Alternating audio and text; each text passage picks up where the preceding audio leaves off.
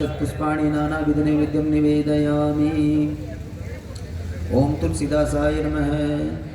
नमोस्तुते व्यासविशालबुद्धे पुल्लारविन्दायतपत्रनेत्र येन त्वया भारततैलपूर्ण प्रज्वालितो ज्ञानमय प्रदीप।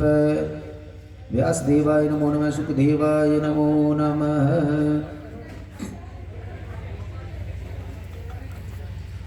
गंधाक्षि पुष्पाणि माल्यादीनि सुगंधीनि मालत्यादीनि वै प्रभो मयर्चानि पुष्पाणि पूजार्थं प्रतिगृह्यताम्। रामचरण रति जो चहे अथवा पद निर्वाण भाव सहित सो यह कथा करऊं श्रवण पुटपान। मुनि दुर्लभ हरि भक्ति नर पावहि भी नहीं प्रयास। जो यह कथा निरंतर सुनहि मानी विश्वास। सो कुल धन्य उमा सुनु जगत पूज्य सुपुनीत। श्री रघुवीर परायण जहि नर उपज विनीत। जग मंगल गुण ग्राम राम की दानी मुकुति धन धर्म धाम की। राम राम कही जे जमुहाई तिन्हि न पाप पुंज समुहाई। राम सकल नामन ते अधिका हो नाथ अग खग गण बदिका। उमा दारु जो सित की नाई सबहि नचावत राम गोसाई। सन्मुख होई जीव मोहि जबहि जन्म कोटि अगे नासहि तबहि। माम अभिरक्षय रघुकुल नायक धृत भर चाप रुचिर कर सायक। माम अवलोकय पंकज लोचन कृपा विलोकनि सोच विमोचन। राम रस श्याम काम अंज मकरंद मधुप हरि। कलिमल मतन नाम ममतान तुलसीदास प्रभु पाहि। प्रणत जन ज्वाला मालिन्यं गंधाक्ष पुष्पाणि समर्पयामि।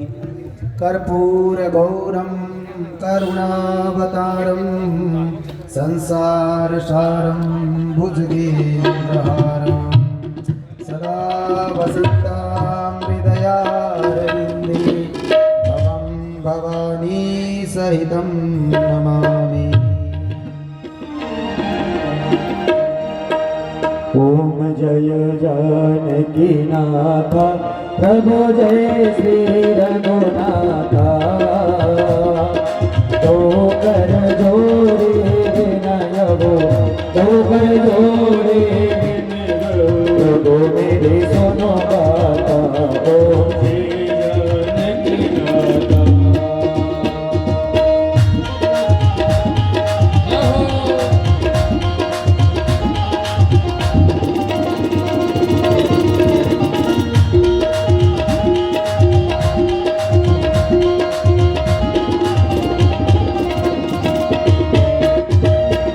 तुम रघुनाथ हमारे प्राण पिता माता। प्रभु प्राण पिता माता। तुम हो सजन सगाते आप हो सजन सगाते। करते भोग दाता। ओम जय जानकी नाथा।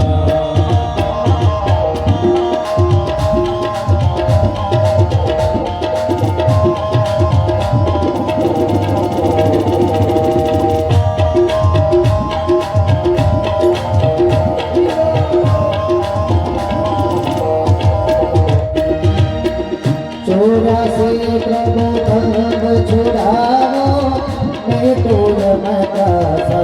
प्रभु में तो यम का सा। ईश्वर न प्रभु मोहि राखो सब दिन हरि मोहि राखो। अपने संग साथा। ओम जय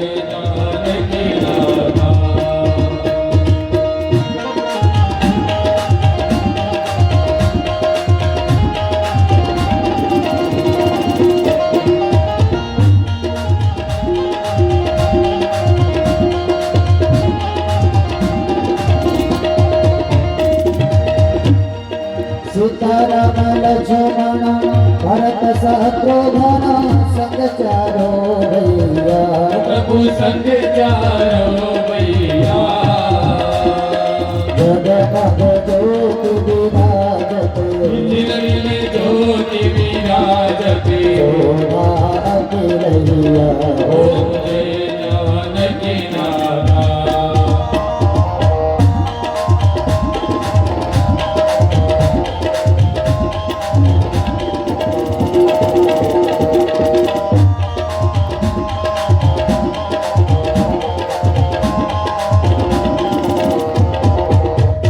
हनुमत नाद बजावत नेवल घुमकाता प्रभु देवर तुम गाता कंचन काल आरती सूर्य काल आरती भरत कौशल्य माता ओम जय जानकी नाथा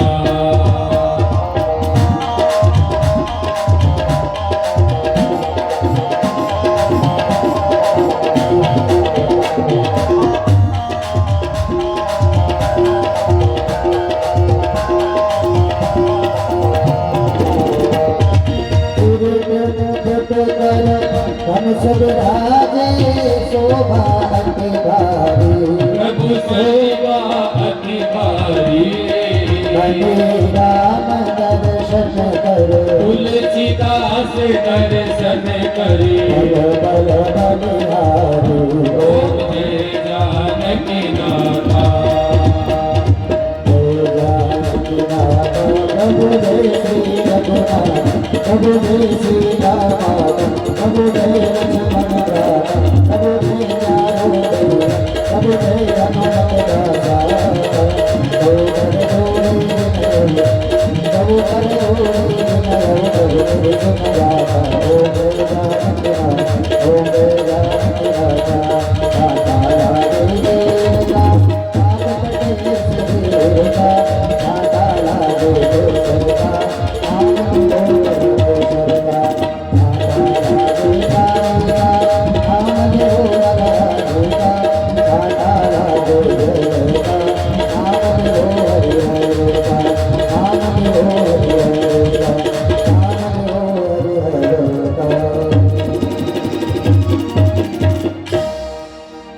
श्यावर रामचंद्र भगवान की जय हो पवन सुत हनुमान की जय हो उमापति महादेव की जय हो श्रद्धालु सभी श्रोता गणों की जय हो गणों की जय हो संत समाज की जय हो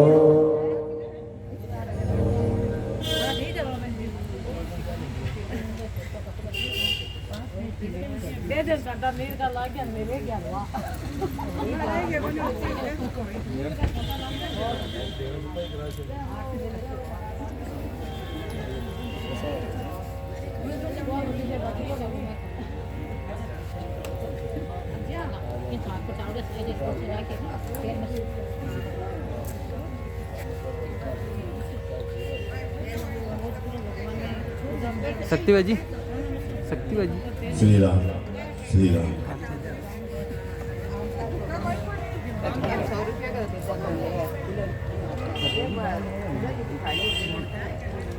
तो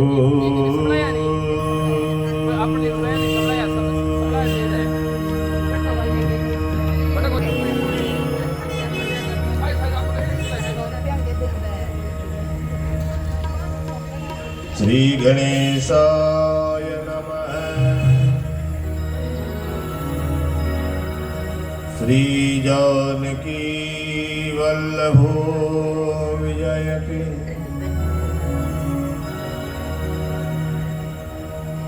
गजाननं भूतगणादिसेवितम् कपीतजम्बो फलचारुभक्षणम्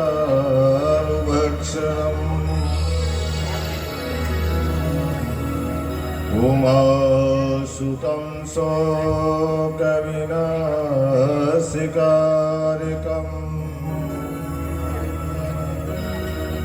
नमामि विघ्नेश्वरपादपङ्कजम् शीतजम्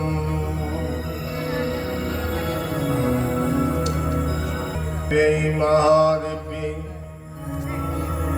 शिवायै सततं नमः। नमः प्रकृतिभद्रायै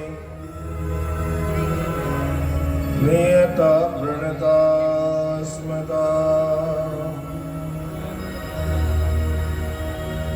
नमोऽस्तु ते व्यासविशालबुद्धि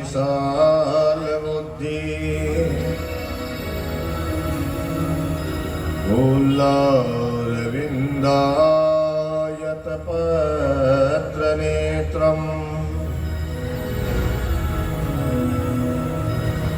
येन त्वया भारततैलपूर्णे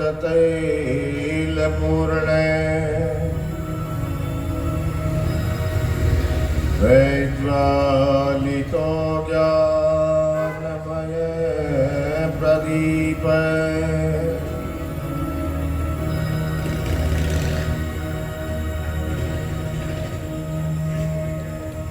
वन्दे देव उमापतिं सुरगुरुं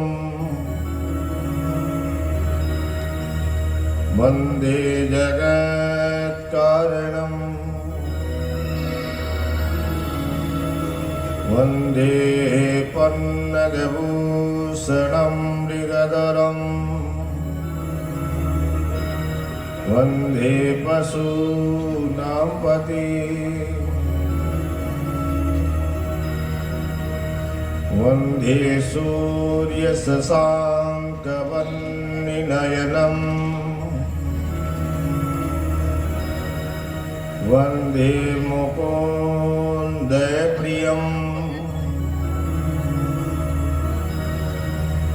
वन्दे भक्तजनाश्रयं च वरदम् वन्दे शिवं शङ्करम्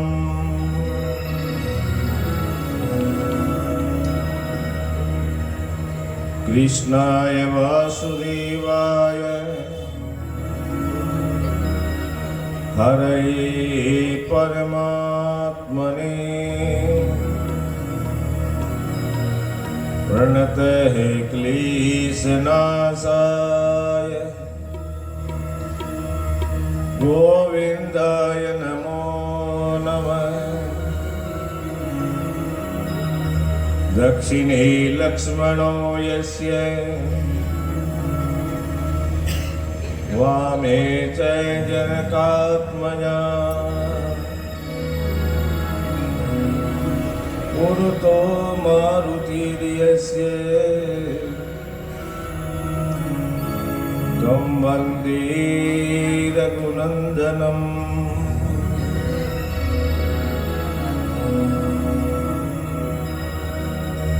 अञ्जनानन्दनं वीरं जानकी शोकनाशनम्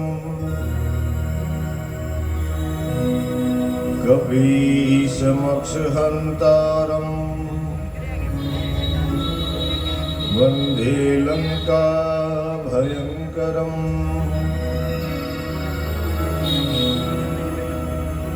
गुरुर्ब्रह्मा गुरुर्विष्णु गुरुर्देव महेश्वर गुरु साक्षात् परं ब्रह्म तस्मै श्री गुरुवे नमः। ॐ सर्वेभ्यो नमः। सर्वेभ्यो सन्तजनेभ्यो नमः। सर्वाभ्य शक्तिभ्यो नमः। श्री सती देव्यै नमो नमः। हनुमान तुम आइयो ओत कथा इतिहास आसन आय विराजियो पवन पुत्र बलवान।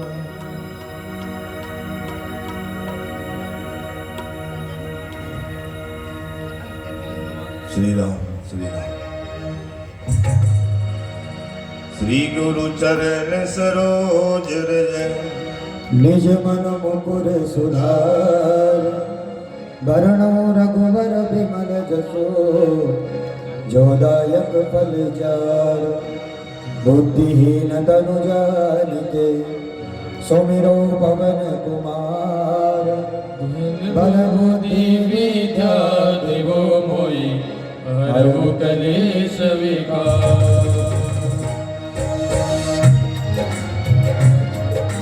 जय हनुमान ज्ञान गुण सागर जय कपि सति बुलोक उजागर रामदूत अतुलित बल धामा अंजनी पुत्र पवन सुत नामा। महावीर विक्रम बजरंगी कुमति निवार सुमति के संगी कंचन वरण विराज सुवेशा कानन कुंडल कुंचित केसा। हाथ वज्र और ध्वजा विराजे कांधे मूंज जने गोसाजे शंकर सुवन केसरी नंदन तेज प्रताप माधव वर्णन। विद्यावान गुणी अति चातुर राम काज करिबे को आतुर प्रभु चरित्र सुन देखो रसिया राम लखन सीता मन बसिया। सूक्ष्म रूप धरि सियहि दिखावा विकट रूप धरि लंक जलावा भीम रूप धरि असुर संहारे रामचंद्र जी काज सवारे। नाय सजीवन लखन जियाए श्री रघुवीर हर्ष उर लाए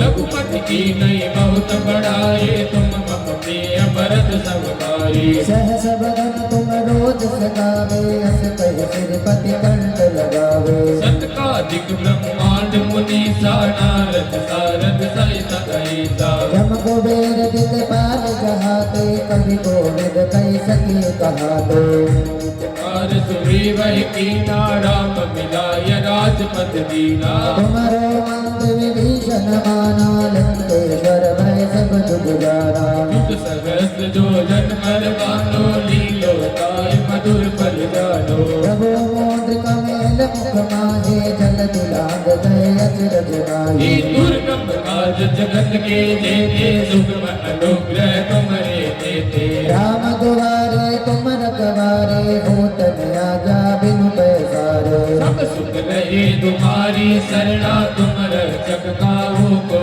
डरना। आपन तेज सवारो आपे तीनों लोग हाकते कापे भूत पिशाच निकट नहीं आवे महावीर जब नाम सुनावे। नासे रोग हरे सब तेरा जपत निरंतर हनुमत वीरा संकट दे हनुमान छुड़ावे मन क्रम वचन ध्यान जोड़ावे। सब पर राम तपस्वी राजा तिनके काज सकल तुम साजा और मनोरथ जो कोई लावे सोई अमित जीवन फल पावे। चारों जुग पर ताप तुम्हारा है प्रसिद्ध जगत उजियारा साधु संत के तुम रखवारे असुर निकंदन राम दुलारे। अष्ट सिद्धि नवनिधि के दाता असवर वेद जानकी माता राम रसायन तुमरे पासा सदा रहो रघुपति के दासा। तुम्हारे भजन राम जी को भावे जन्म जन्म के दुख बिसरावे अंत काल रघुवरपुर जाए जहाँ जन्म हरि भक्त कहाई।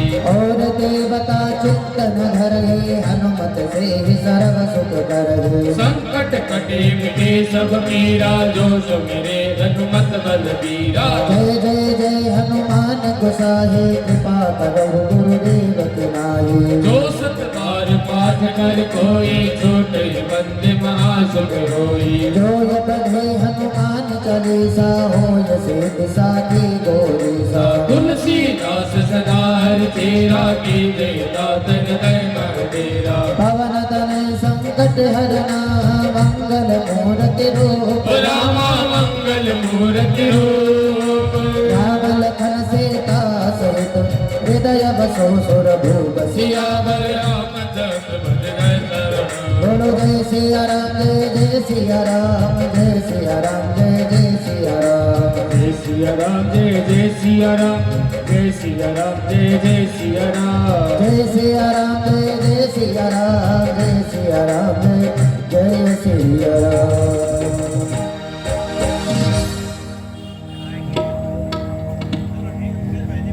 बोलिए श्री सीताराम महाराज की जय हो। जय हो श्री हनुमान जी महाराज की जय हो श्री रामायण महापुराण की जय हो तुलसीदास जी महाराज की जय हो गौ माता की जय हो सत्य सनातन धर्म की जय हो हरि ओम नमः पार्वती पतये हर हर हर महादेव।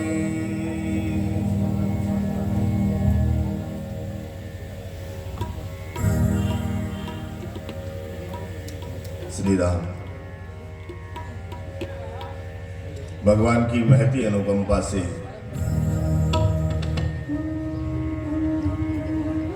इस पावन पवित्र स्थान पर बैठ करके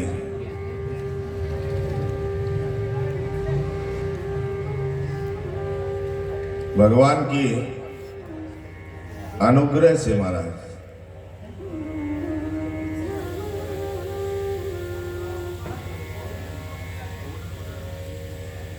महिला भक्त मंडल सत्संग मंडली ये सतत प्रयास और सब लोगों के आर्थिक सहयोग से इस पावन पुनीत अवसर का हमें अवसर प्राप्त हुआ है।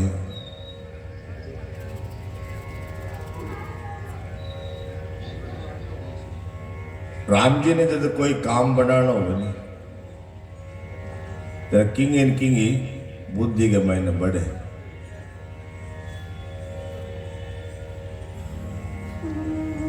अब की बार भगवान ने आपको भजन करवाने वास्ते महिला सत्संग मंडल का जगह कार्यकर्ता लोग हैं,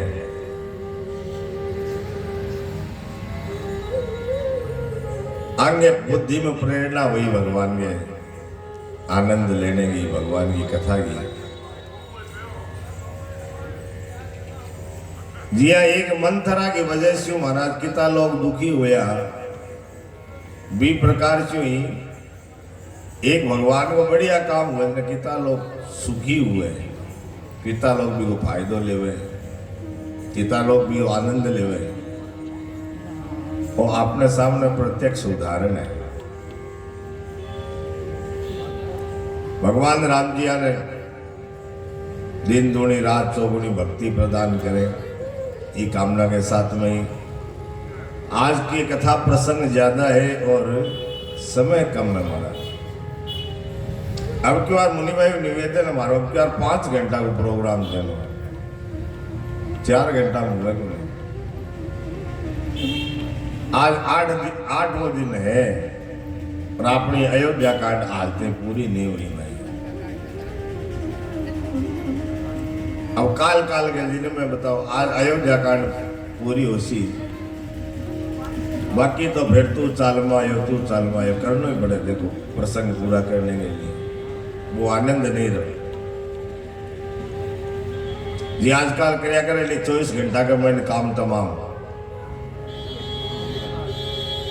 तू चाल में आयो अब रामायण पढ़ी कि नहीं पढ़ी भी को कोई पता ही नहीं लगे माना।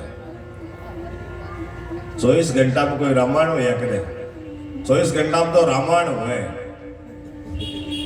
कर नाला के और करा नाला दोनों गई।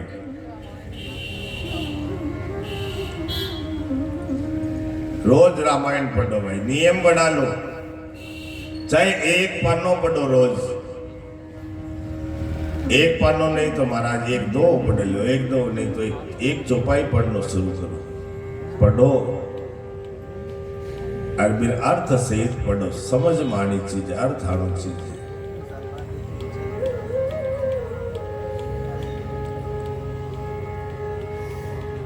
परम पवित्र परमात्मा श्री कृपालु राम जी महाराज के चरणों में साष्टांग प्रणाम करते हुए,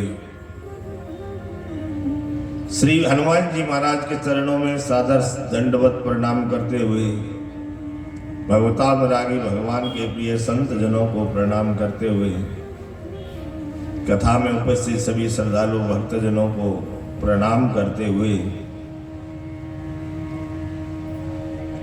आइए चलते श्री राम कथा में।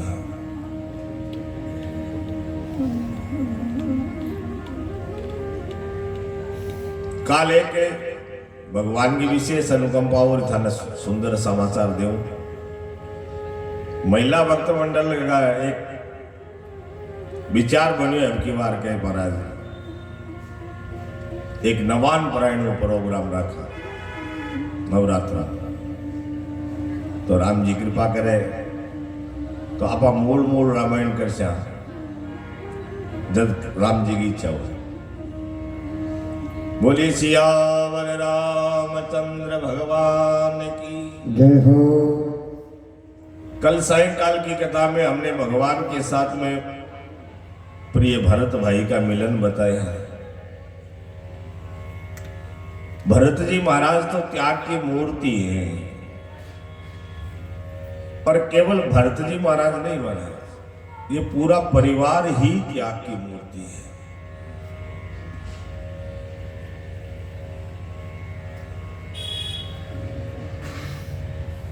भरत जी ने सबका आग्रह ठुकरा करके महाराज राज सिंहासन स्वीकार नहीं किया।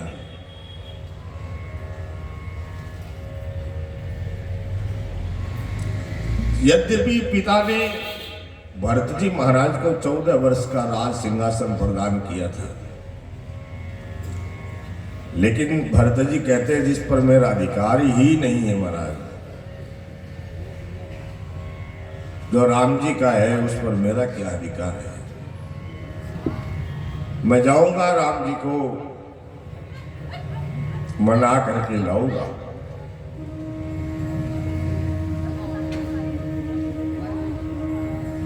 चलते चलते भरत जी महाराज जैसे ही चित्रकूट पहुंचे, दूर से ही जब राम जी के आश्रम को देखा तो भरत जी महाराज वहीं से दंडवत करने लगे। राम जी के चरणों की रज को रेत को महाराज भरत जी अपने शरीर को लगावे, मस्तक पर लगावे, और जैसे ही राम जी ने भरत को देखा महाराज दौड़ पड़े ठाकुर,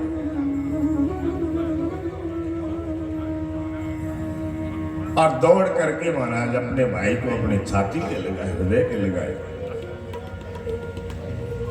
भरत जी महाराज राम जी के चरणों में लोट जाला चाहते हैं,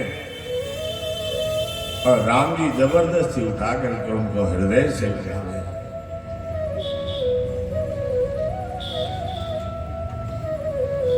राम जी फिर छोटे भाई शत्रुघ्न के साथ में भेंट करते हैं। शत्रुघ्न को अपने हृदय से लगावे।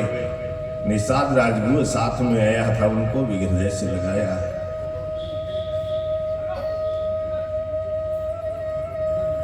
आश्रम पर लेकर के आए, सीता जी के चरणों में दोनों भाइयों ने प्रणाम किया।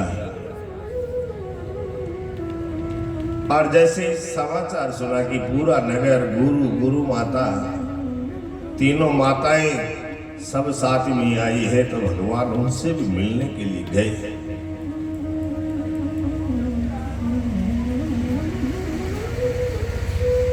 भगवान रघुनाथ जी की भक्ति तो सुंदर मंगलों का मूल है भाई। जगत में इसके समान सर्वथा नीच कोई नहीं है जो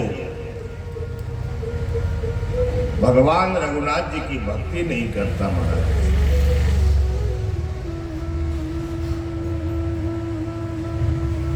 समस्त नगरवासी प्रेम में उमंग करके महाराज अपने भाग्य की सराहना करते हैं। जैसे ही राम जी का दर्शन किया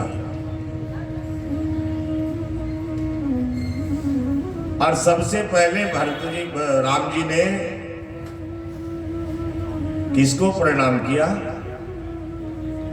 प्रथम राम भेटी के कई, प्रथम राम भेटी के कई, सरल सुभाय भगति मति, सरल सुभाय भगति मति देहि, परिकीन प्रबोध बहोरी, प्रभु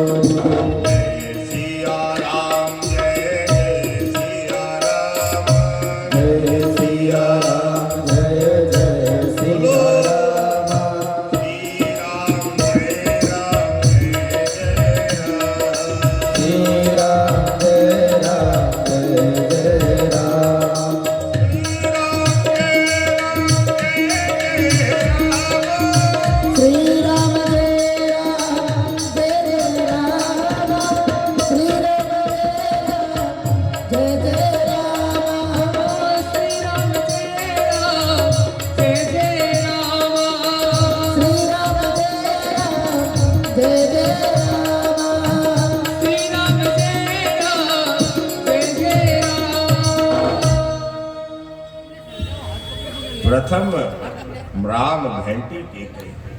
सबसे पहले माता केकई के चरणों में राम जी ने प्रणाम किया महाराज, और अपने सरल स्वभाव के कारण केकई को महाराज भक्ति से तर कर दिया।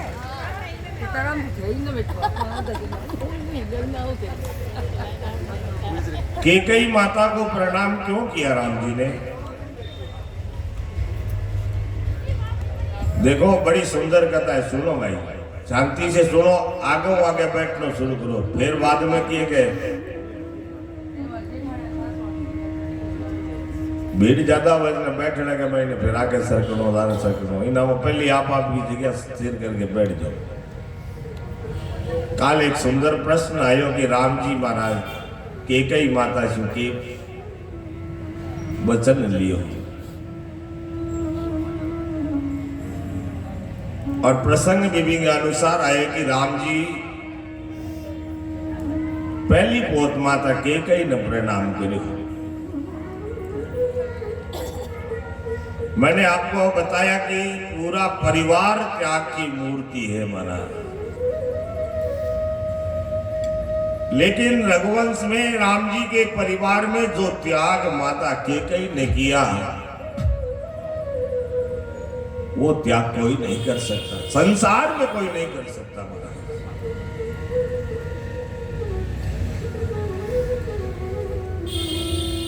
त्याग की प्रति मूर्ति कहा है केकई माता।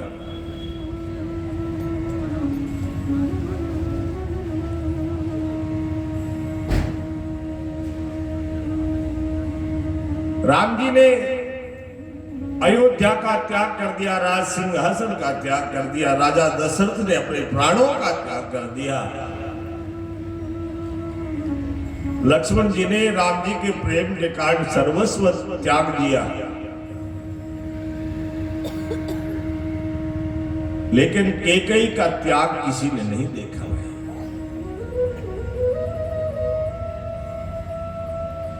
संसार में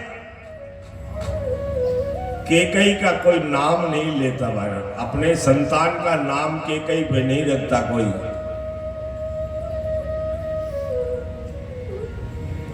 कौशल्या, सुमित्रा, सीता, जानकी सब नाम रखे, लेकिन केकई का नाम कोई नहीं रखता। आज भी युग बीत गए,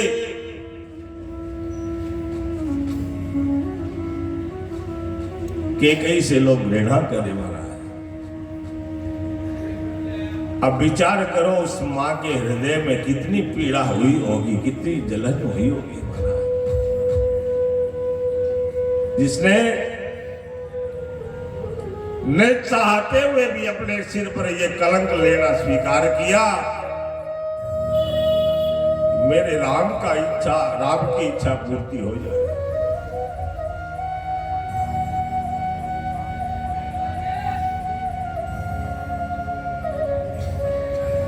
केकई राम जी के साथ में जितना प्रेम करती थी उतना तो कोई राम जी के साथ में प्रेम करने वाला हुआ ही नहीं महाराज, और जितना राम जी केकई के साथ में प्रेम करते थे उतना प्रेम करने वाला कोई पुत्र नहीं हुआ। लिखा बाबा ने कि बचपन से ही राम जी रात्रि में अगर नींद से जाग जाते तो माता केकई के भवन में चले जाते।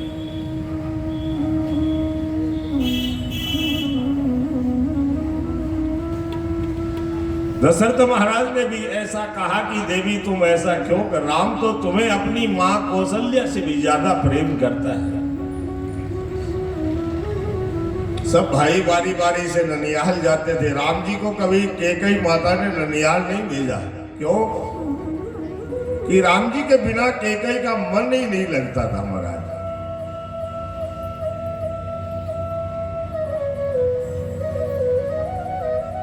केकई राम जी को बहुत प्रिय थी महाराज, और राम जी को ही नहीं, केकई राजा दशरथ केकई से बहुत ज्यादा प्रेम करते थे। केकई देश की राजकुमारी है। केकई देश कौन था भले? आज का जो जम्मू कश्मीर है ना, वही केकय देश होता था।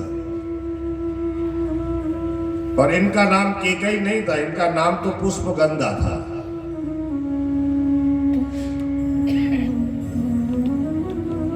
इतनी सुंदर थी केकई माता की जिसका वर्णन नहीं किया जा सकता भाई। इतनी वीर थी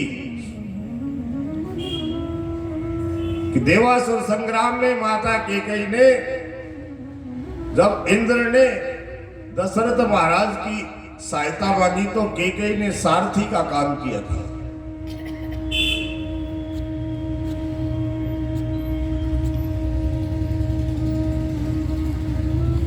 एक बार दशरथ महाराज के देवासुर संग्राम में रथ की पहिए की धुरी टूट गई महाराज। माता केकई ने अपनी अंगुली लगाई धुरी की जगह। इतनी वीर थी।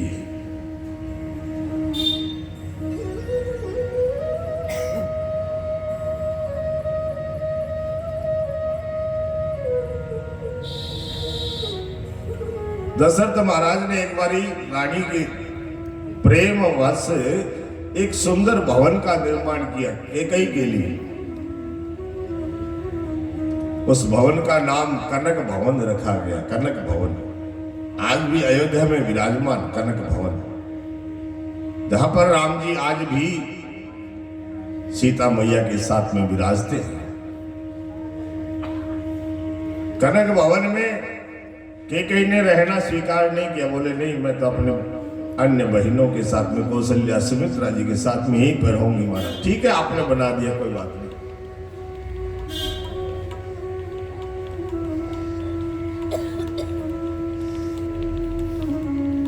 वो कनक भवन जब राम जी विवाह करके अयोध्या में आए ना, तो जैसे हमारी परंपरा है, नई बहू घर में हमें पग पकड़ाई होवे, मुंह दिखाई होवे,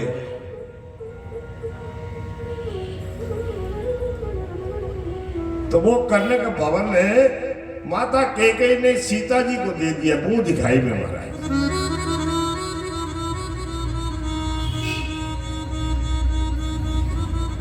कितना प्रेम करती है। अगर राम जी के साथ में इनका कोई द्वेषता होती तो क्या। और जो स्वयं के लिए है वो चीज उसी को दी जाती है जो सबसे ज्यादा प्रेम करने वाला होता है। भरत या मांडवी को नहीं दिया महाराज। मांडवी हालांकि केकई की पुत्र वधू है, भरत की पत्नी है, लेकिन सीता जी को मुंह दिखाई में कनक भवन दिया। वो केकई माता इतनी क्रूर कैसे हो सकती है भाई।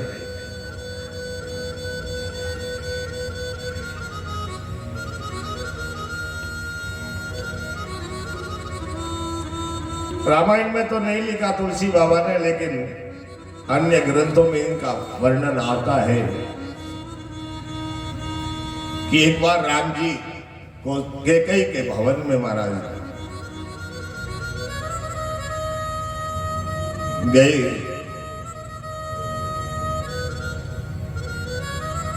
माता केकई ने सुंदर स्वागत किया, भोजन कराया अपने हाथ से लाला ने। और कहते हैं कि माता केकई ने आज दूध भात बनाया अपने हाथ से, राम जी को खिला रही थी। एक गिलास, 2 गिलास राम जी ने खाए, तीसरा गिलास देने लगी माता, तो राम जी ने हाथ पकड़ लिया, नहीं माता आज ये राम तुमसे कुछ मांगना चाहता है। राम जी किसी से कुछ नहीं मांगते भाई। और राम जी ने कभी केकई माता से कुछ मांगा ही नहीं। आज जब राम जी ने कहा कि मां कुछ मांगना चाहता हूं, केकई ने कहा कि बेटा राम मुझसे कुछ मांगेगा। बोले हाँ माता, क्या मांगना चाहता है, जो तेरी इच्छा हो सो मांग ले।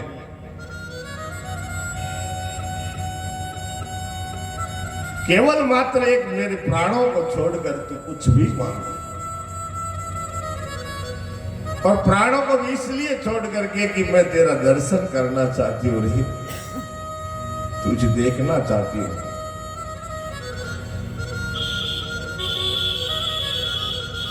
राम जी ने कहा कि माता, मुझे तुम्हारे प्राण नहीं चाहिए, लेकिन जो चीज मैं मांगूंगा वो प्राणों से भी अधिक कष्टदायी होगी तुम्हारे लिए। कैकेयी माता ने कहा कि अगर मुझे कितनी तकलीफ होवे, पीड़ा होवे, अगर मेरे राम वो वस्तु पाकर के वो प्रसन्न है तो कैकेयी कुछ भी करने को तैयार है। राम जी ने कहा कि माता ऐसा है तो एक काम करो, तुम मेरी सौगंध खाओ।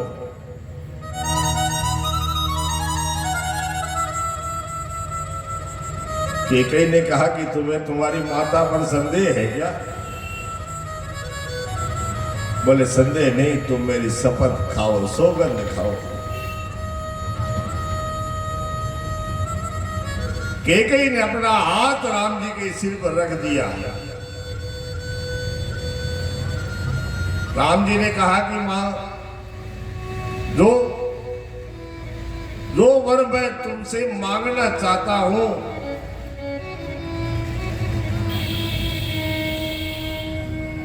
उसमें तुम्हें बड़ा कलंक, अपयश की प्राप्ति होगी।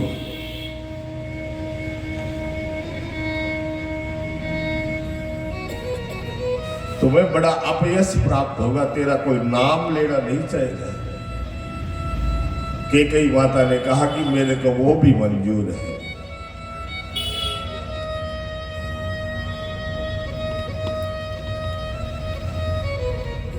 फिर भी मैं तू जो मांगेगा देना चाहूंगी। दुनिया में कोई अगर मेरा नाम ना लेवे, मेरा मुंह ना देखे, मंजूर है, लेकिन मेरा राम है प्रसन्न न हो, ऐसा नहीं हो सकता। राम जी ने फिर कहा कि माता, मैं वो वर मांगूंगा जो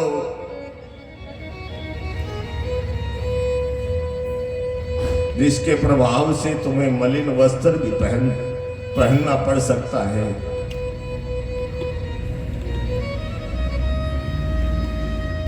महाराज दशरथ मृत्यु को प्राप्त हो सकते हैं, तुम्हें विधवापन झेलना पड़ सकता है। कोई दुनिया की स्त्री ऐसा नहीं चाहेगी महाराज।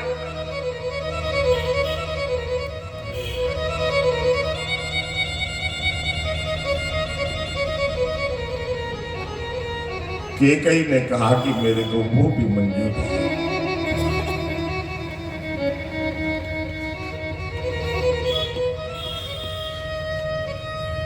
राम जी ने कहा कि तो माता हो,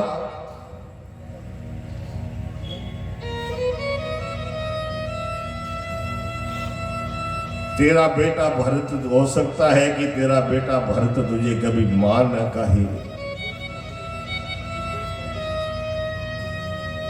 कैकेयी ने कहा कि तू तो कहेगा।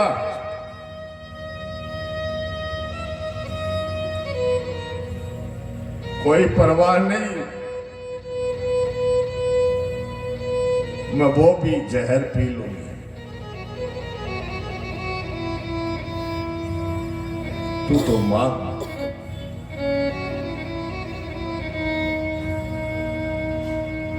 राम जी ने कहा कि माता, तेरे जीवन में कभी ये अवसर आएगा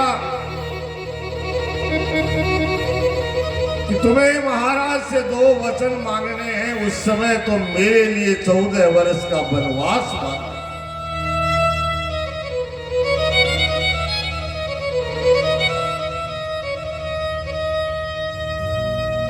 एकदम से धक्का लगा हुआ था।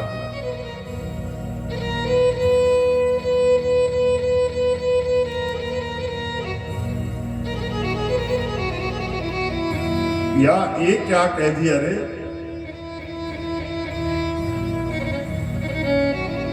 इससे तो अच्छा तो मेरा प्राण ही मांग ले, लेकिन ये मैं नहीं कर सकती। दुनिया मुझे पापनी कहे, कलंकिनी कहे, कोई कुछ भी कहे, मैं ये सहन कर सकती हूँ। मेरा राम बदले जाए।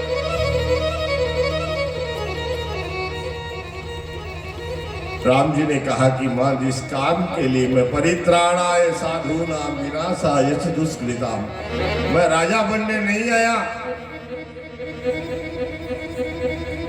राजा राज सिंहासन तो मेरे पास में पूरी पृथ्वी का तलातल संसार का है, बैकुंठ का मैं राजा हूं, साकेत का राजा हूं।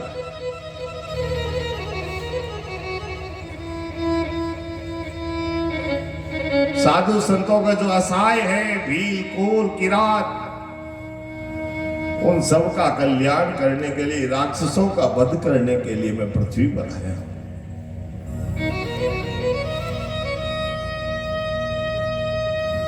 ये बात राम जी ने कहा कि माता, ये अपना जो संवाद वो है तुम किसी को बताओगी नहीं। केकई ने किसी को आज तक नहीं बताया, केवल राम जी जानते महाराज।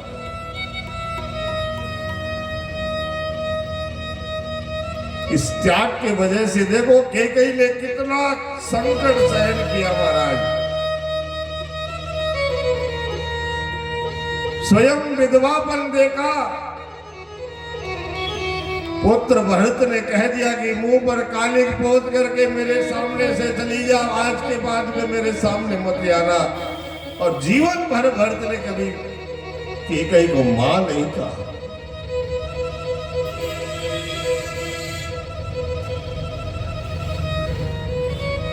कितना त्याग है इस परिवार में भाई।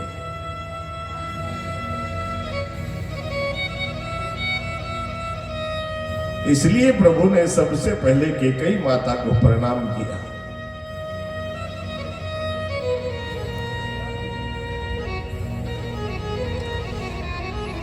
और सारा दोष जो कार्य हुआ है उसका विधाता के सिर पर दोष बंट दिया। केकई के सिर पर दोष नहीं दिया राम जी ने। काल कर्म और विधाता के सिर पर दोष बढ़ा महाराज। उसके बाद में सुमित्रा मैया के चरणों में लौट गए भगवान। गुरु पत्नियों को प्रणाम किया। उसके बाद में माता कौशल्या के चरणों में गई पद लगी सुमित्रा अंका, सुमित्रा अंका जन्म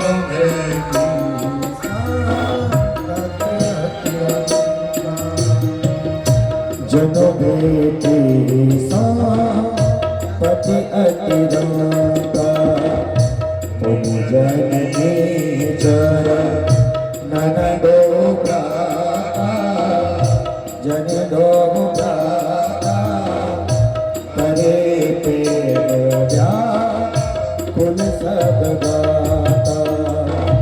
परे राम जय जय सिया राम, जय सिया राम, जय सिया राम, जय जय सिया राम। श्री सीताराम जी महाराज की जय हो। अंत में अपनी मां कौशल्या के चरणों में प्रणाम किया। माता ने हृदय से लगा लिया, नेत्रों से आंसुओं की धार बहने लगी। ब्राह्मण, मंत्री, माताएं, गुरु आदि जितने भी सारे लोग आए, भरत और लक्ष्मण रघुनाथ जी के परम पवित्र आश्रम पर आए। जैसे ही सीता जी ने माताओं को देखा, सासुओं ने सीता जी को देखा तो नयन मूंद लिए सीता मैया ने महाराज। आंखें बंद हो गई। क्यों? जिस समय अयोध्या को छोड़ करके आई थी उस समय तो सब सुहागन थी, श्रृंगारित थी महाराज। जैसे ही सासुओं को मलिन वस्त्रों में देखा, सीता जी की आंखें बंद हो गई। ये क्या हुआ?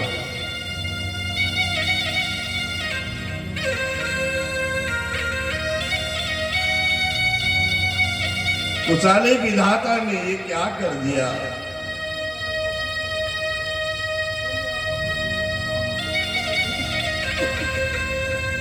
फिर सीता जी ने हृदय में धीरज धारण किया, जो विधाता की इच्छा। सब सासों से जाकर के मिली महाराज।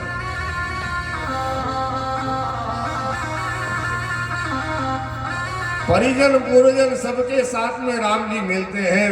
और लिखा बाबा ने कि जितने भी लोग आए हैं सबसे राम जी एक ही समय में अनेक रूप बना करके सबके साथ में प्रेम से मिले।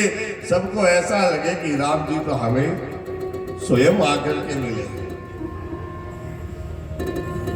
सारा समाज बैठा महाराज। वशिष्ठ जी महाराज ने जैसे ही दशरथ जी महाराज के मरण का समाचार सुनाया, एकदम सहम गए राम जी। रोने लगे, हे पितु, हे पिताजी, ये आपने क्या किया।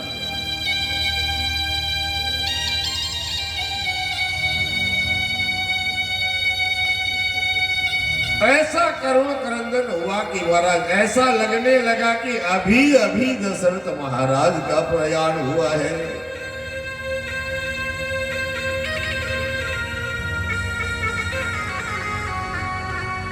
राम जी, लक्ष्मण, सीता, सब रानियां, सब सारा समाज महाराज रोने लगा। वशिष्ठ जी महाराज ने सबको समझाया है।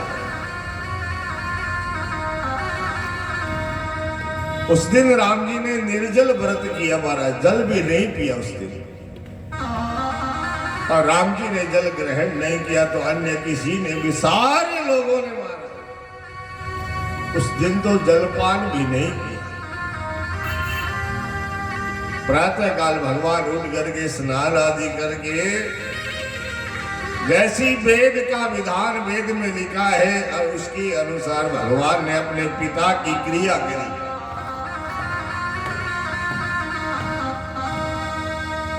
पिता की क्रिया करके पाप रूपी अंधकार के नष्ट करने वाले भगवान राम जी शुद्ध हुए।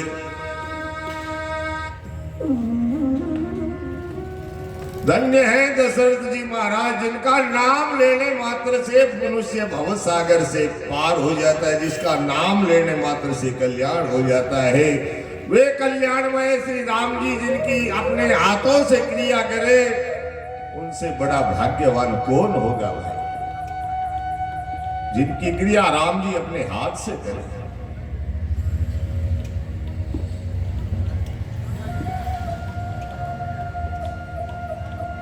2 दिन बीत गए महाराज। सब लोग व्याकुल हैं, राम जी की ओर देखते हैं। गुरु वशिष्ठ जी महाराज को राम जी ने कहा कि हे गुरु महाराज, सब लोग यहाँ पर अत्यंत दुखी हो रहे हैं। कंद मूल फल खाने को मिलता है और कुछ मिलता नहीं है। आप भरत, शत्रुघ्न और सभी माताओं के सहित वापस अयोध्या लौट जाइए। आप सबको देख देख करके मेरे को एक एक दिन युग के समान बीत रहा है। वशिष्ठ जी महाराज ने कहा कि हे राम जी, आप तो धर्म धुरंधर हो, दया के धाम हो, आप ऐसा क्यों कहते हो? ये लोग तुम्हारा दर्शन करने के लिए, तुमसे मिलने के लिए आए हैं। 2 दिन दर्शन लाभ लेने दो।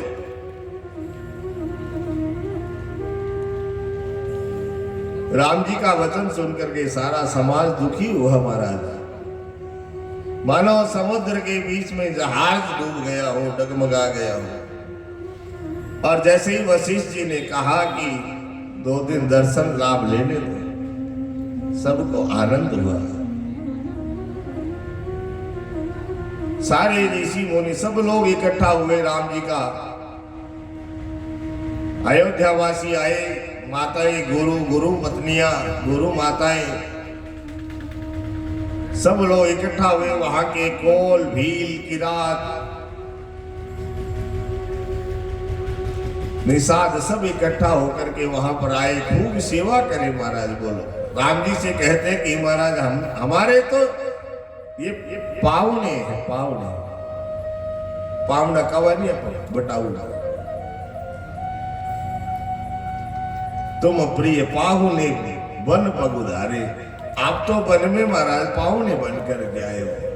वन में तो हम जैसे लोग कोल विराट, कोल भील की रात, आदिवासी, निषाद, गुहर, केवट इन लोगों का वास होता है। अब आपने कोई बटा हुआ वजन सेवा नहीं कर, वो कोल भील की रात महाराज नाना प्रकार के फल फूल ला करके देवे, लकड़ियां ला करके देवे।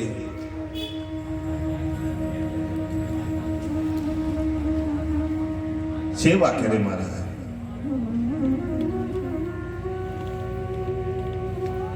सारा समाज इकट्ठा बैठा है।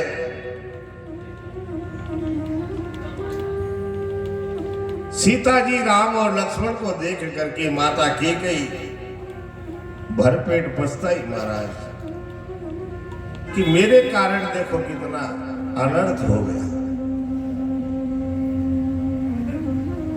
लोक वेद और ज्ञानी लोग कहते हैं कि जो राम जी से विमुख है वो नरक में भी ठोर नहीं पाता। लोग सोचते हैं कि राम जी अयोध्या जाएंगे कि नहीं जाएंगे। भरत जी को रात में नींद नहीं आती महाराज, भूख भी नहीं लगती। वो विकल है जैसे कीचड़ में डूबी हुई मछली जल की कमी से व्याकुल होती है, उसी प्रकार भरत जी को रात में नींद नहीं आती, भूख नहीं लगती। दिन में हमेशा व्याकुल रहे कि राम जी वो अयोध्या जाएंगे कि नहीं जाएंगे। कीन मातुम से काले कुचाली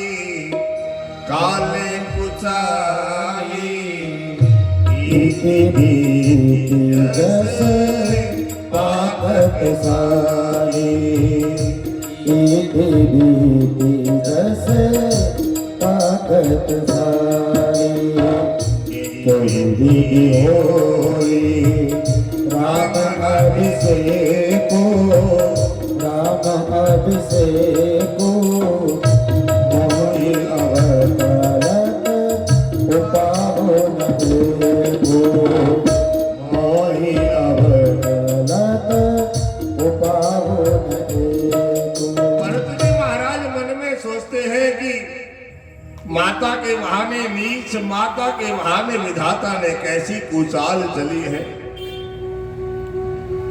जैसे धान के पकने के समय टिड्डी का भय हो जाता है महाराज,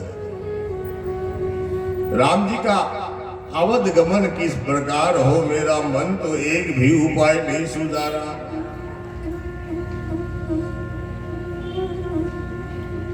भरत जी महाराज मन में विचार करते हैं कि विधाता ने मां के बहाने कैसी कुचाल चली है,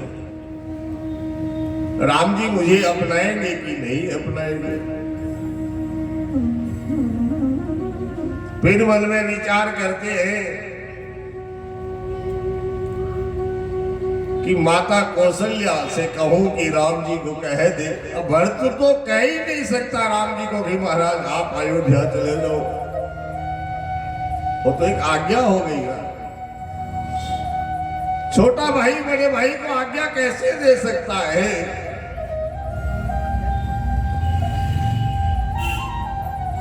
मन में विचार किया कौशल्या माता से कहूं कि कौशल्या माता की तो बात राम जी मानने ही है। फिर मन में विचार आता है कि राम की माता कौशल्या जिसने राम को पैदा किया है, वो भला राम जी को जन्म देने वाली माता कभी हट करेगी। फिर विचार आया अब तो एक ही आदमी है जो कह सकता है, गुरु महाराज। मुझ सेवक की तो बात ही कितनी है महाराज, उसमें भी समय खराब है, मेरा तो समय खराब है।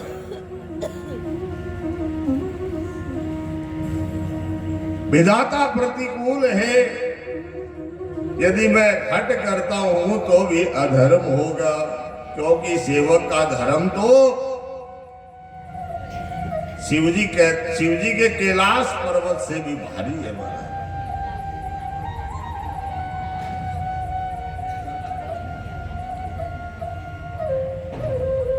ऐसा सरल स्वभाव होना चाहिए था। बस भरत जी महाराज ने राम जी को छोड़ दिया। जैसे राम जी का स्वभाव सरल है, राम जी जाने मन में विचार करते बेरों को के कर सी।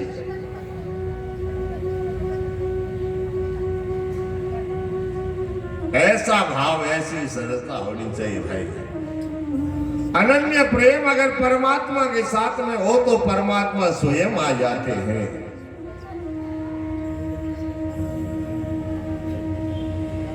कायेन वाचा मन से इंद्रियैर्वा बुद्ध्यात्मना वा अनुसृते स्ववा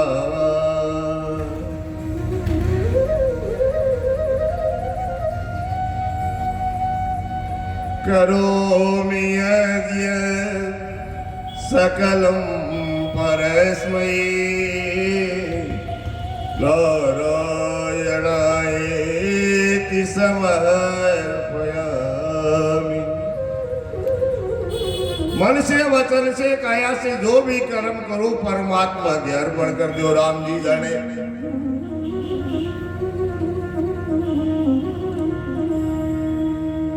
जो कुछ भी संसार में कर्म किया जाए वो सब राम जी के अर्पण कर दो भाई। और कह दो राम जी थे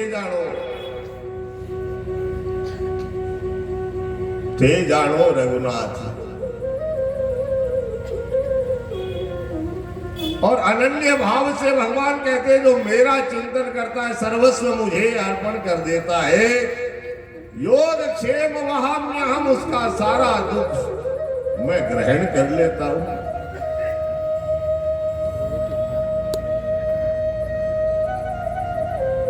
अनन्य भाव से चिंतन तो करो, परमात्मा को अपना तो बनाओ।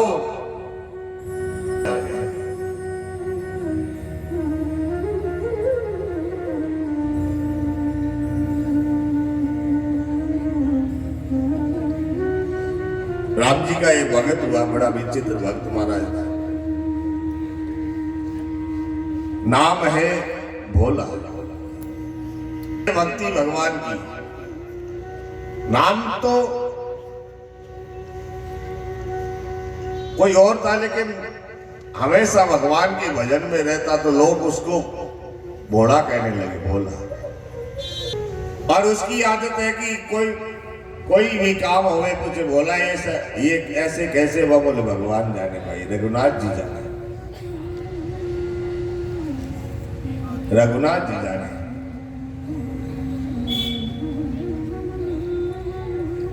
दो पुत्र है, एक बेटी है महाराज। बेटी विवाह के योग्य हुई तो बेटों ने कहा कि पिताजी गांव में साहूकार करने जाओ, 2 रुपये लिया जो बेटी को ब्याह कर देवा। अभी के बाद में दोनों भाई कमा आपा साहूकार का पीसा उतार था।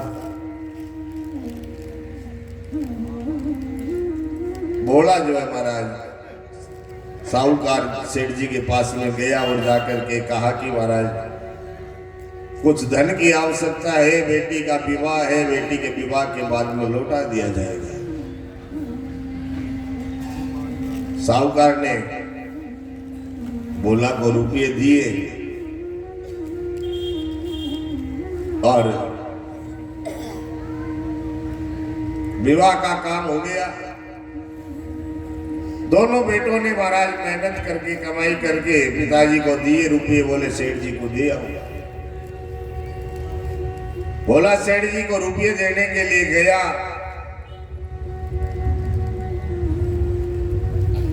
और रुपया जमा कराने के बाद में सेठ जी ने एक पर्ची लिख के दी कि इतना रुपया ब्याज सहित भोला का प्राप्त हो गया। और पर्ची दी भोला को, बोले देखो इसमें क्या लिखा है। तो बोला कहता है भाई देखो सेठ जी रघुनाथ जी जाने, मैं तो पढ़ा लिखा हूं नहीं, मेरे तो काला अक्षर भैंस बराबर है, रघुनाथ जी जाने। सेठ जी ने मन में विचार किया कि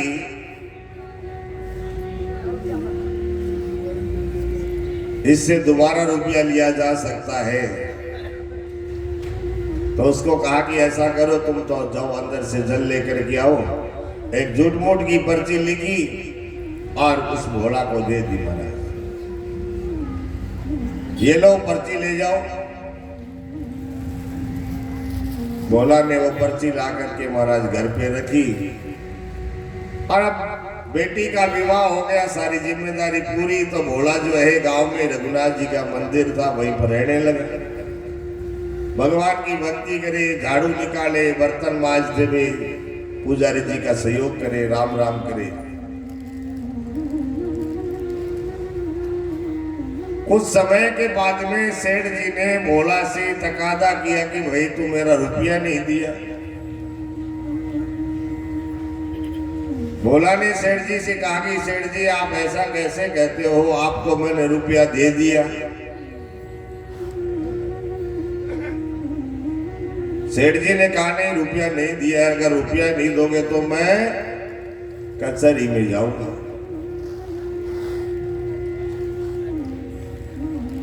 और सेठ जी ने क्या किया, उस भोला के खिलाफ मुकदमा कर दिया महाराज।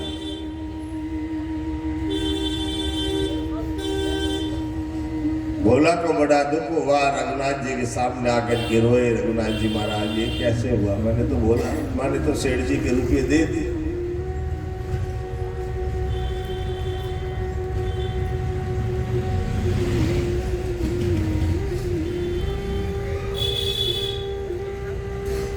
भोला को कचहरी में समन जारी किया गया महाराज। भोला गया जाकर के जज साहब के सामने कहा कि महाराज मैंने तो सेठ जी को रुपये दे दिए, सेठ जी के नहीं दिए, निर्णय कैसे हो? तो जज साहब ने कहा कि जिस समय तुमने सेठ जी को रुपये दिए उस समय तुम्हारे और सेठ के बीच में कोई था, कोई दूसरा आदमी होगी। और भोला की तो ये आदत है महाराज, सिवा रघुनाथ जी महाराज कोई, रघुनाथ जी के सिवा कोई नहीं था। जज साहब कहे तो जा, ठीक है मैं देखूं। और जज साहब समन जारी कर दिए रघुनाथ जी के नाम से। अब देखो भाई वो समन लेकर के गांव में, भोला के गांव में गए हो, जाकर के आवाज लगाए कोई वो रघुनाथ जी कौन है, रघुनाथ जी कौन है। रघुनाथ जी नाम को गांव में कोई आदमी नहीं, सारे दिन घूमता घूमता परेशान हो गया। कहीं क्यों भाई रघुनाथ जी तो कौन है, रघुनाथ जी को मंदिर तो है। बोले कोई बताओ। और जाकर के पुजारी जी ने क्यों, रघुनाथ जी को घर हो ही है। पुजारी जी क्यों, हाँ महाराज रघुनाथ जी को घर हो ही है। बोले ये लो चिट्ठी आई है। अब जी पुजारी जी बात चिट्ठी देखी तो भी मैं तुम्हारा समझ।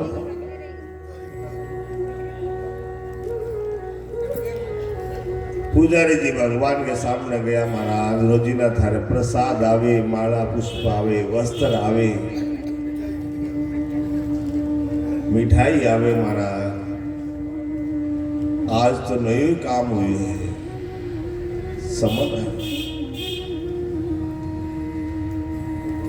और जी देखियो पुजारी जी के भोला के नाम से गवाही देनी है तो पुजारी जी ठाकुर जी क्यों महाराज जाया जरूर थे।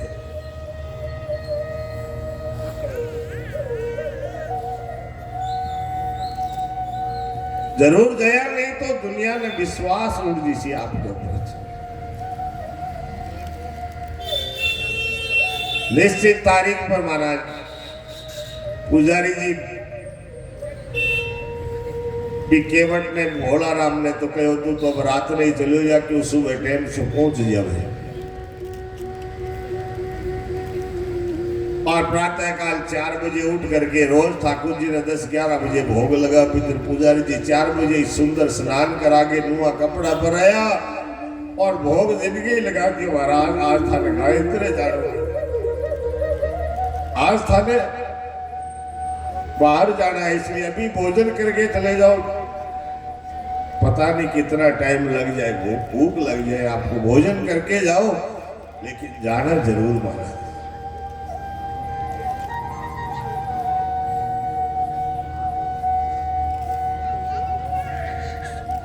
इन्हें अदालत के महीने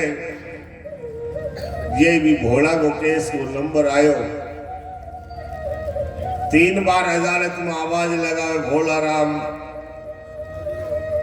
का गवाह रघुनाथ जी हाजिर हो, रघुनाथ जी हाजिर हो, रघुनाथ जी हाजिर हो।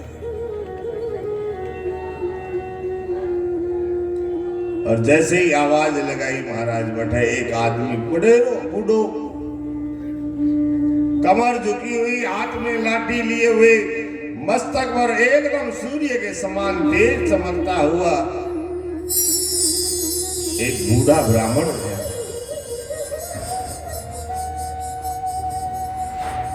जज साहब ने पूछा कि आप कौन? रघुनाथ जी हो? बोले हाँ मैं रघुनाथ जी हूं। भोला को जानते हो? बोले हाँ इसको मैं जानता हूं। इस भोला ने इस सेठ को जब रुपये दिए तो तुम वहां पर थे? बोले हाँ मैं वहीं पर था।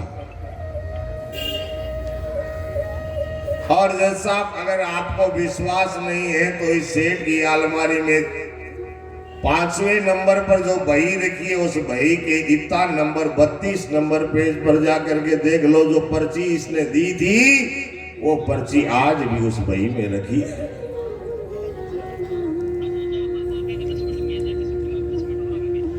जज साहब ने अपने सैनिकों को भेजा, जाकर के देखा उस 5 नंबर की बही में 32 नंबर पेज पर वो पर्ची जो सेठ ने लिखी थी कि ब्याज सहित भोला ने इतने रुपए मेरे को दे दिए, वो पर्ची उस बही में मिली।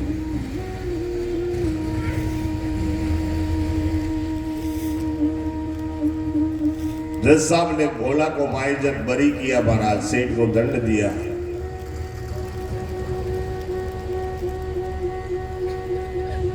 रघुनाथ जी तो अपना काम करके वहां से चले गए। उस जज ने मन में विचार किया कि आज तक गवाह तो खूब आए महाराज, लेकिन इतनी सटीक गवाही किसी ने नहीं दी। उस भोला से पूछा कि ये रघुनाथ जी कौन है?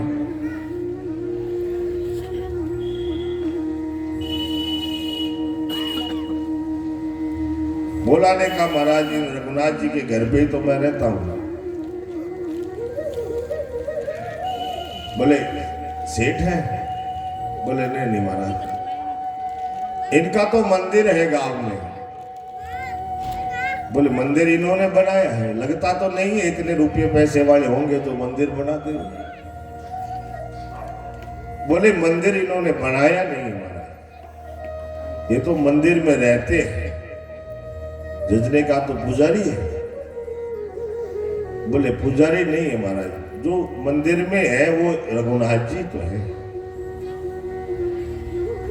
जज को विश्वास नहीं हुआ महाराज। भोला को बोला ठीक है तुम तो जाओ। और स्वयं उस गांव में पहुंचे जिस गांव में भोला रहता है। रघुनाथ जी का मंदिर पूछ करके वहां पर जज साहब गए और देखा तो ठाकुर जी महाराज साक्षात रघुनाथ जी उस मंदिर में विराजमान। यही तो है महाराज। जज साहब के पैरों के नीचे से जमीन निकल गई महाराज। शिव गणेश शारद शेष महेश जो नित ध्याते रहे, सोई विनीत आज अदालत में केवट के गवाह कहाते रहे। जो परब्रह्म परमात्मा जिनका ध्यान हमेशा शंकर गणेश शिव पार्वती सरस्वती योगी मुनि हजार फण वाले शेषनाग भी जिनका ध्यान करते हो उन ध्यान में नहीं आते। जन्म जन्म मुनि करई जताई जतन कराई अंत राम कहावत नहीं। एक नाम जो जिनका मुंह से नहीं निकल सकता जिनकी कृपा के बिना, वो आज विनीत भाव से हाथ जोड़े हुए आज मेरी अदालत में गवाह के रूप में आए।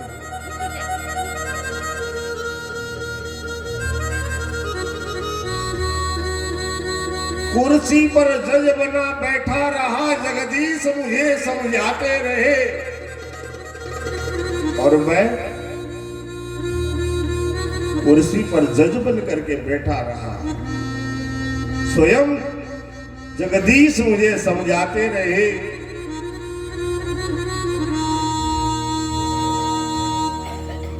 जिसकी अदालत में सबको जाना है वो परमात्मा आज मेरी अदालत में गवाह बन करके आए और मैं बैठा था जज बन करके। उसी दिन महाराज वैराग्य सारा कुछ छोड़ दिया।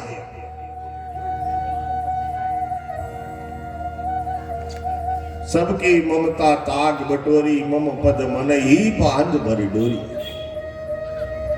सब कुछ समेट करके परमात्मा के चरणों में लगा दिया। वृंदावन में रहने लगे महाराज। सब लोग उनको 10 साल साधु सन्यासी बन गए, साधु का वेश धारण कर लिया। सब लोग जज साहब कहते थे, हमेशा खड़े ही रहते, बैठते नहीं थे। लोग पूछते कि खड़े क्यों रहते, बोले भगवान मेरी अदालत में खड़े रहे, मैं बैठा रहा। अब तो बैठना ही नहीं, खड़े ही रहना है।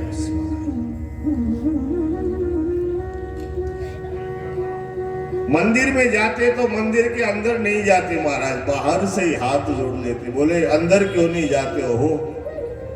बोले के मुंह लेके जाऊं अंदर? कौन सा मुंह दिखाऊं महाराज, मैं तो मुंह दिखाने लायक ही नहीं। ऐसी भक्ति अनन्य भाव से भक्ति हो परमात्मा की, तो परमात्मा को तो झुकना ही पड़ता है महाराज, परमात्मा को आना ही पड़ता है। फैसला सरकार का।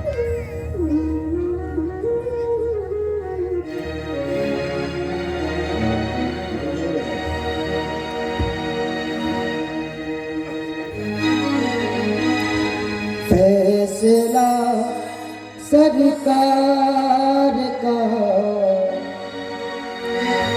मंजूर है, मंजूर है, मंजूर है, मंजूर है, मंजूर है, मंजूर है, मंजूर है, मंजूर है। फैसला दरबार का, सामने सरकार का, फैसला दरबार